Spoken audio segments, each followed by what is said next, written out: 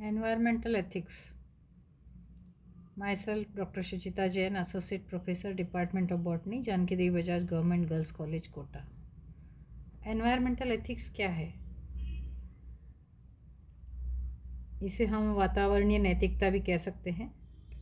वातावरणीय नैतिकता या एनवायरमेंटल एथिक्स से अभिप्राय है कि नैतिकता के वे नियम जो हमें वातावरण एवं इसके घटकों से नियंत्रित रूप में उचित एवं श्रेष्ठ प्रकार का आचरण प्रदर्शित करने की जानकारी प्रदान करते हैं। हमें प्रकृति के साथ रहकर स्वयं को इसके अनुरूप अनुकूलित करने की शिक्षा भी देते हैं, न कि प्रकृति अथवा वातावरण को हमारी आवश्यकताओं के अनुरूप परिवर्तित करने की। तो मुख्य रूप से एनवायरमेंटल एथिक्स में हमें प्रकृति के अनुरूप अनुकूलित होने की शिक्षा मिलती है।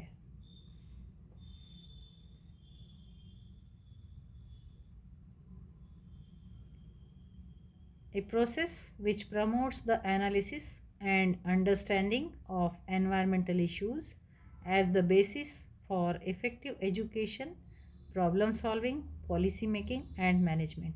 Environmental education, पर्यावरणीय शिक्षा जिसे हम कहते हैं, उसकी डेफिनेशन इस प्रकार से बताई गई जिसमें कि प्रॉब्लम सॉल्विंग भी होनी चाहिए, पॉलिसी मेकिंग और मैनेजमेंट रिगार्डिंग और understanding the environmental issues. Environmental education कैसे सोशल स्टडीज़ या सामाजिक मुद्दों से जुड़ा हुआ है? It offers opportunities for study under each of the 10 themes of social studies education identified by the national council for the social studies NCSS because the environment affects everything. The study of it spans all disciplines. सभी से जुड़ा हुआ है हमारे दैनिक जीवन में। Environmental education is an excellent integration tool that can help students to explore historical, economic, political, geographic, and scientific aspects of environmental topics. All major natural resources in the country, they are in grave danger of irreparable damage.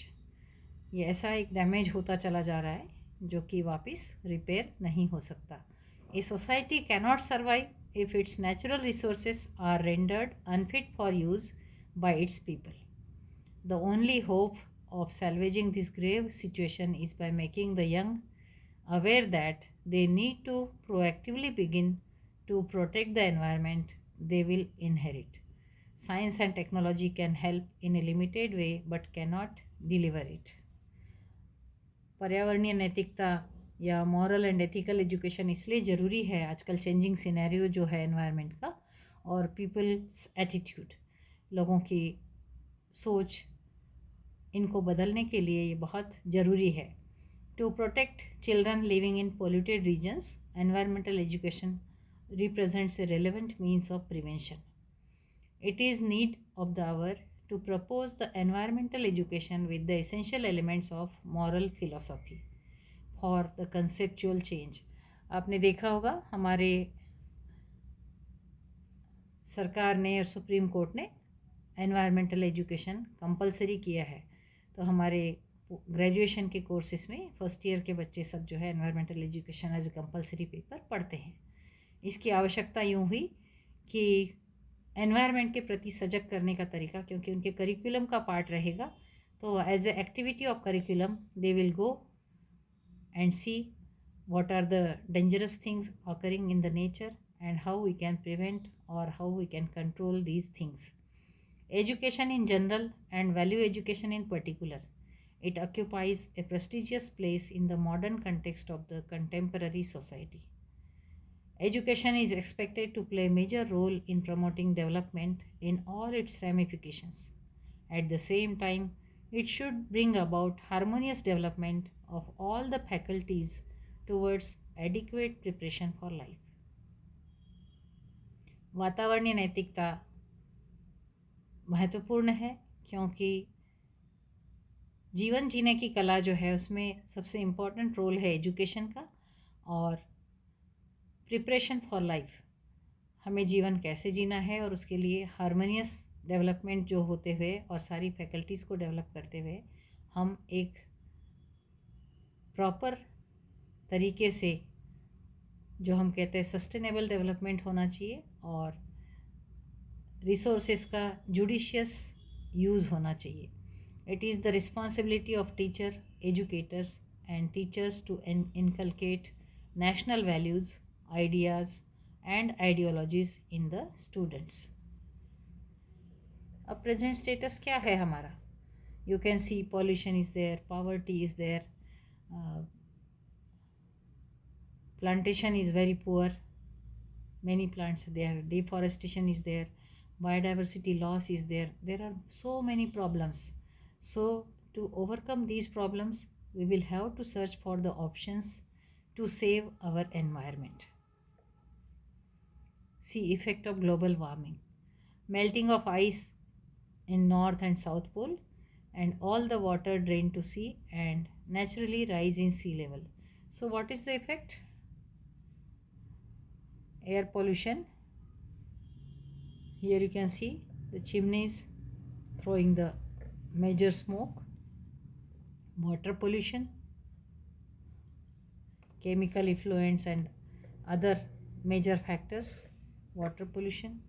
And there are so many vehicular pollution, so many vehicles rush on the road, and it is the only matter of time before the world runs out of conventional fuels to support the needs of an ever increasing population. Population is the biggest problem. Overpopulation, overcrowd, number of vehicles, and see on the roads how the jam occurs. Roads are jammed, and here the vehicular pollution or automobile pollution comes into existence. Natural calamities like tsunami,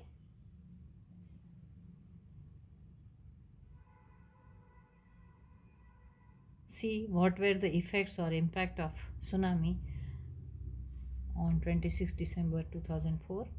We have to develop the ecological and holistic approach which connects us with the rest of the nature, both materially and spiritually. Religious traditions emphasize this connection. कई सारी ऐसे religious traditions है जिनमें environment का protection अपने आप हो जाता है. There are so many plants, they are occurring in temple areas. Sacred groves are there. Due to sacred groves, the plants are protected. Our task should be to retrieve these basic symbols and doctrines within each tradition and translate them into a clear prescription for public policy and behavior. ऐसा नहीं है कि हमारी कुछ चीज़ें जो है पहले से जो चली आ रही हैं या पुरानी चीज़ें जो हैं उनको हम अपना सकते हैं. पुरानी परंपराओं के अनुकूल यदि हम कार्य करें तो हम निश्चित रूप से अपने पर्यावरण को संवार सकते हैं या सुधार कर सकते हैं, या अपनी जो आवश्यकता है उनको सीमित करके हम पर्यावरण के सुधार में अपना योगदान दे सकते हैं.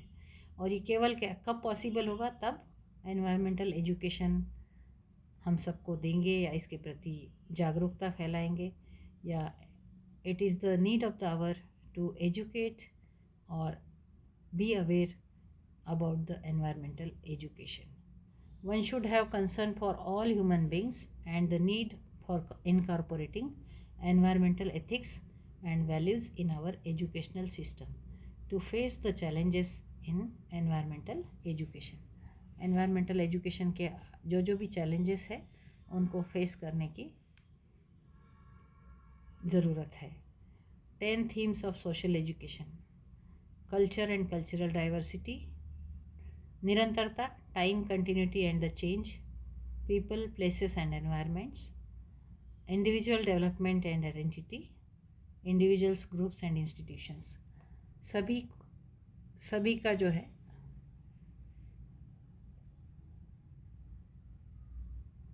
इसमें योगदान है. डेवलपमेंट स्टेट और होने वाले प्रभाव का यदि हम अध्ययन करें, डेवलपमेंट प्रोसेस या विकास हम जिसे कहते हैं, तो यहाँ पर आप देख सकते हैं कि डेवलपमेंट स्टेट में लाइवलीहुड रिसोर्सेस आर देयर. सबसे पहले institutions and organisations occur here, and then here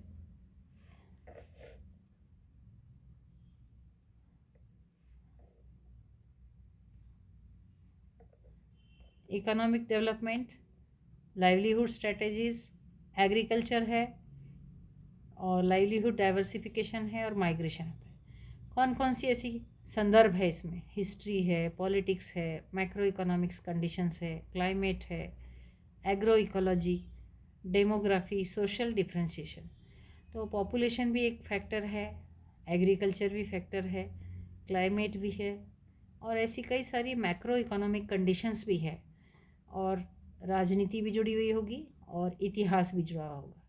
तो इन सब का मिला जुला असर किस पर होता है? विकास की प्रक्रिया पर, डेवलपमेंट प्रोसेस. डेवलपमेंट का स्टेट क्या है और उसके प्रभाव क्या है? लाइवलीहुड के लिए हमारे पास क्या चाहिए? Employment and income. Poverty alleviation हम कैसे कर सकते हैं?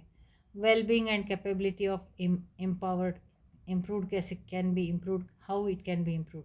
Adaptation and resilience capacity and vulnerability reduced and natural resources base are suppressed.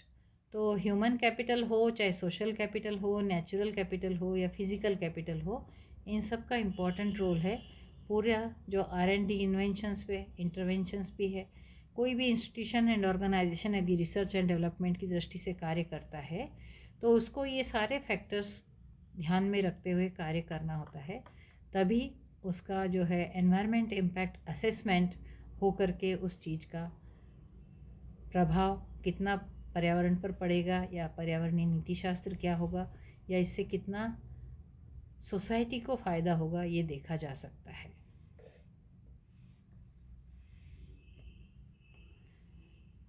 Now you see there are so many technologies or there are so many models of development impact. Impact assessment जब होता है तो उसके क्या क्या effects हो सकते हैं या क्या इंटरवेंशंस हो सकते हैं इसके बारे में इस चार्ट में, फ्लोशीट चार्ट में बताया गया है.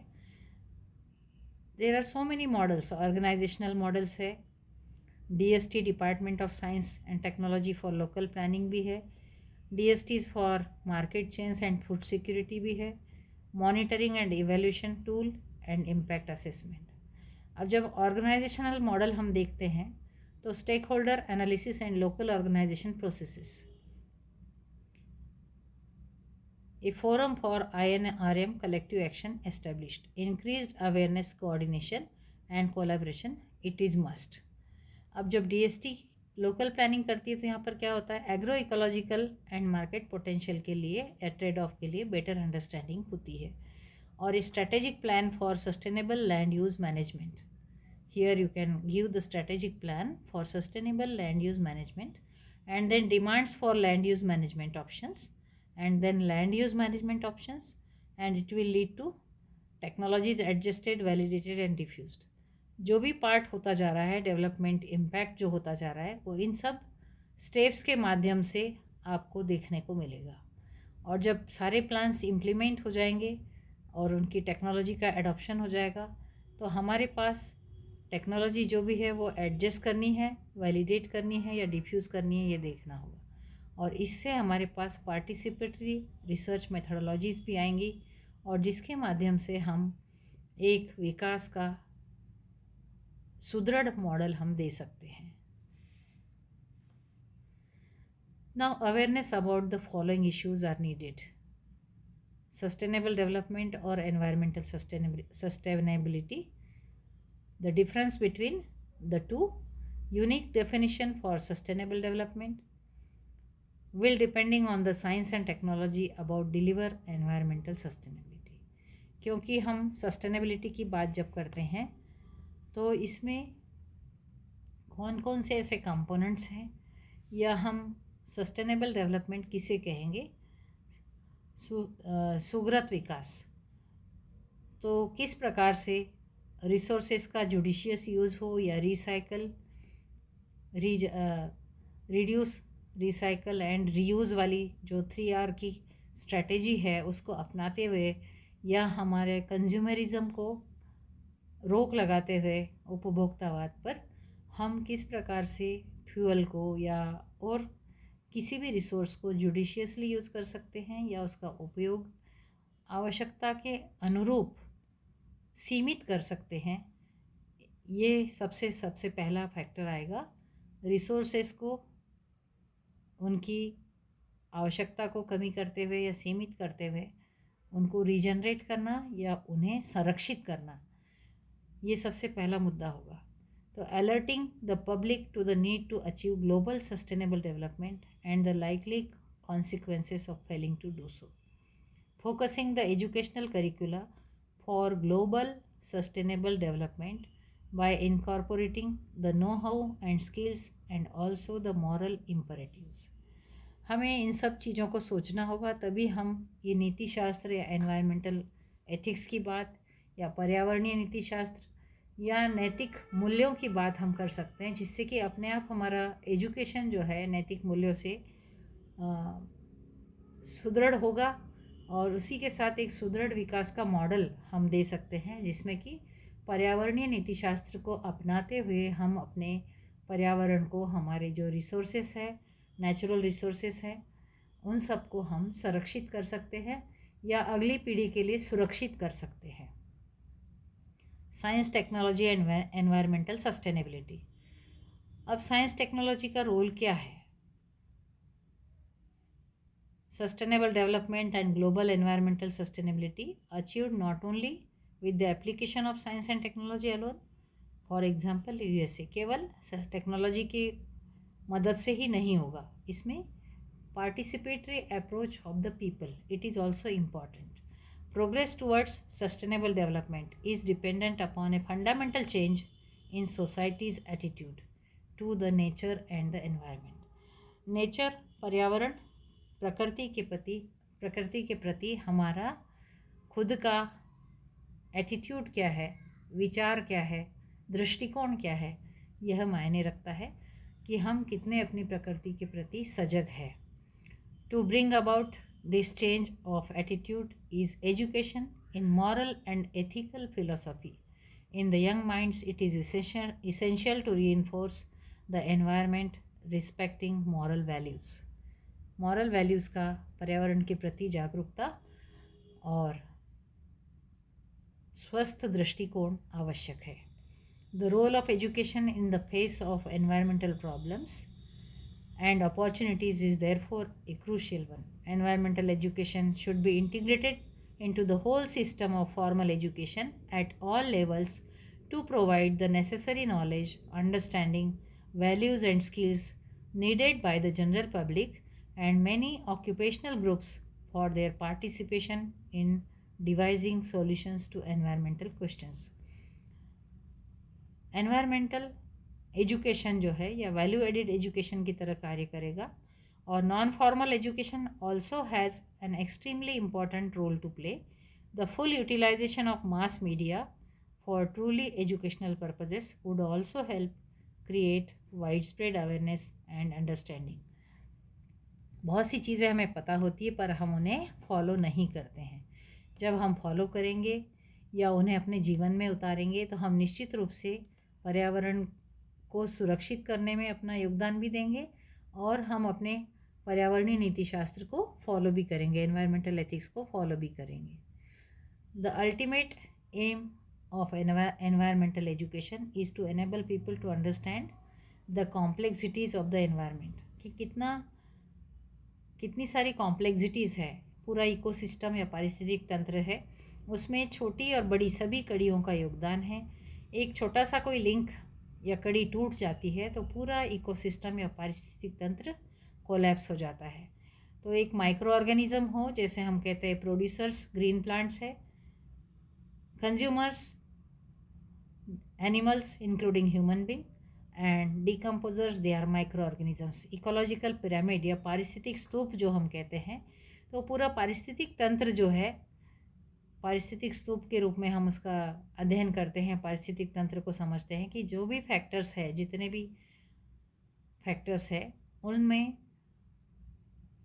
जो भी छोटी से छोटी ऑर्गेनिज्म, माइक्रो ऑर्गेनिज्म हो, छोटी कड़ी हो चाहे बड़ी कड़ी हो, एक दूसरे से जुड़े हुए हैं। They are interdependent. और यदि कोई एक कड़ी टूट जाती है तो पूरा पारिस्थितिक स्तूप या तंत्र कोलैप्स हो जाता है, या टूट जाता है, या डिस्टर्ब हो जाता है, उसकी स्टेबिलिटी ख़त्म हो जाती है। और इस वजह से हमें इसे समझना अत्यंत आवश्यक है कि इनको हारमोनियस हम कैसे रह सकते हैं। And in this way it adds a new dimension to the efforts being made everywhere to improve living conditions.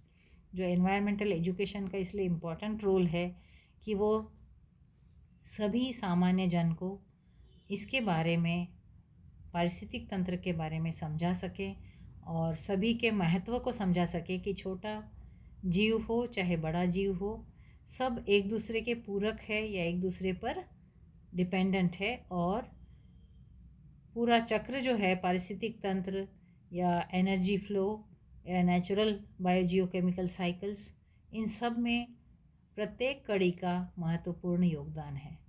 तो जब तक जितना ज़्यादा एनवायरमेंटल स्टेबिलिटी आने के लिए या इकोसिस्टम की स्टेबिलिटी आने के लिए डाइवर्सिफाइड जो डाइवर्सिटी होगी उस पर आधारित उतनी ज़्यादा इकोसिस्टम स्टेबल होगी। Environmental education must also help create an awareness of the economic, political and ecological interdependence. यहाँ देखिए, इकोलॉजिकल इंटरडिपेंडेंस की बात मैं आपको अभी बता रही थी कि सब एक दूसरे के पूरक हैं, producers, consumers, decomposers, micro organisms.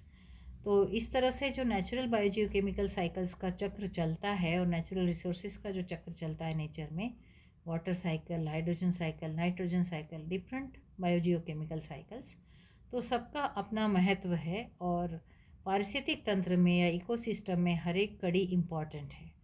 तो यहाँ सबसे पहले इकोलॉजिकल इंटरडिपेंडेंस की बात आती है।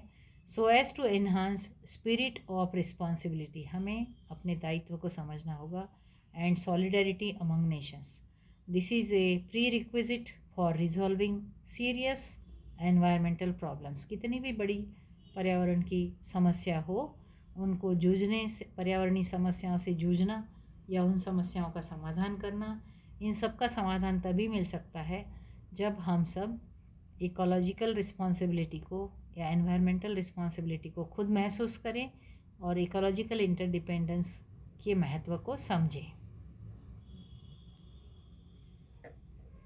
अब कुछ छोटी स्टेप्स हम एक एनवायरमेंटल सिटीज़न या इको फ्रेंडली सिटीज़न बनने के लिए फॉलो कर सकते हैं। These are very simple steps and everybody knows about this. Each one should a plant tree by name for clean and fresh air. यदि हर एक ने हर एक घर में अपने नाम से एक पेड़ लगा दिया तो फ्रेश एयर की व्यवस्था खुद कर ली। Do not accept plastic bags from vendors and shopkeepers and carry your own cloth, jute और paper bag for shopping.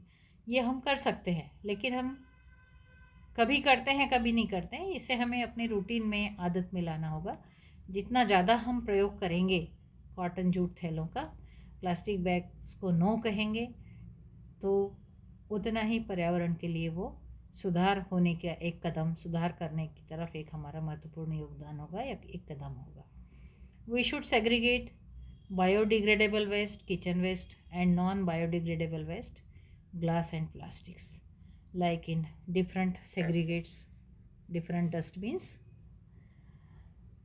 We can request our municipal corporations or nagar nigam to keep our colonies, market, roads clean by providing more dustbins. सब जगह नगर निगम की ओर से dustbins रखवाए जाने चाहिए। उनको हमें as ए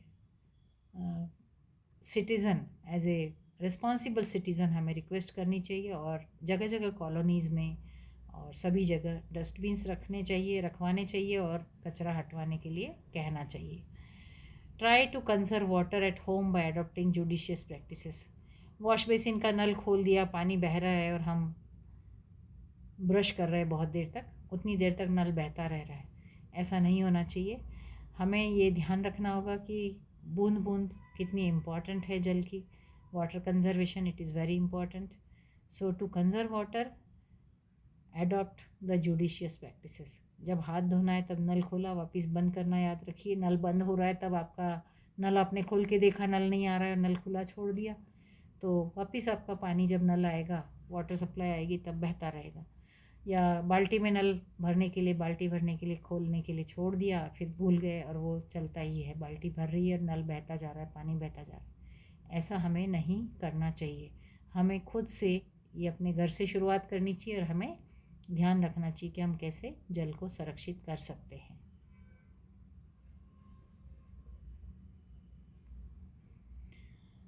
जल के साथ साथ हम बिजली को भी सुरक्षित और संरक्षित कर सकते हैं। Conserve electricity at home, office by switching off all lights and fans when we leave a room.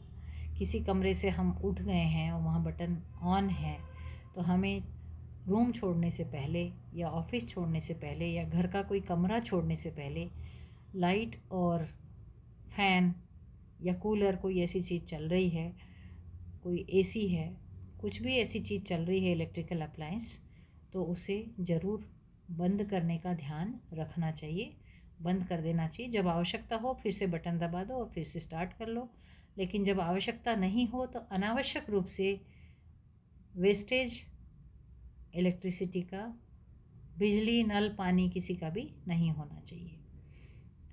The people tell people to adopt air and water pollution control practices in factories.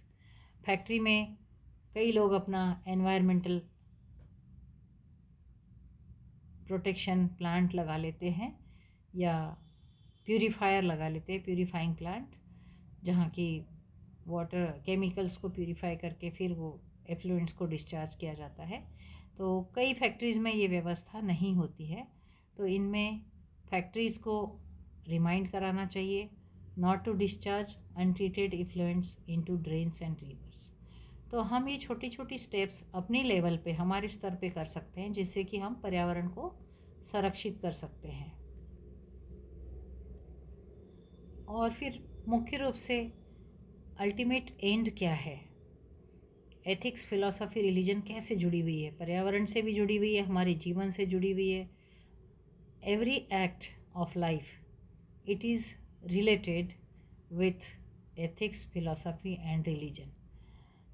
जैसा हम कहते हैं ultimate goal या and क्या है, happiness है, fulfilment है या एनलाइटनमेंट है। एथिक्स, फिलॉसफी एंड रिलीजन आपको बताता है कि intermediate ends health, wealth, education, communication, transportation and economics and politics. और इंटरमीडिएट मीन्स क्या क्या है, कैपिटल है, लेबर है, प्रोसेस्ड एनर्जी प्लस मटेरियल है। एक तरफ साइंस एंड टेक्नोलॉजी है, तो दूसरी तरफ एथिक्स, फिलॉसफी एंड रिलीजन है। Ultimate means are energy, matter and genetic diversity. तो हम इसे कैसे एक्सप्लेन कर सकते हैं, the attainment of these ultimate ends it depends on effective processes at every step. केवल इनको जानना या इनके बारे में समझना ये ज़रूरी नहीं है। Having plenty of material goods, health and education does no good if one does not know how to turn them into happiness and fulfillment। हमारे पास एजुकेशन है, हमारे पास बहुत सारे वेल्थ है, बहुत सारे सामान है, मटेरियल्स है, लेकिन जब तक हमें उसकी जानकारी नहीं होगी कि how to turn them into happiness and fulfilment, वो सब बेकार है। तो we will have to follow each and every step. Having land, labor, capital, energy in abundance does not help if the political and economic systems use them wastefully or inequitably।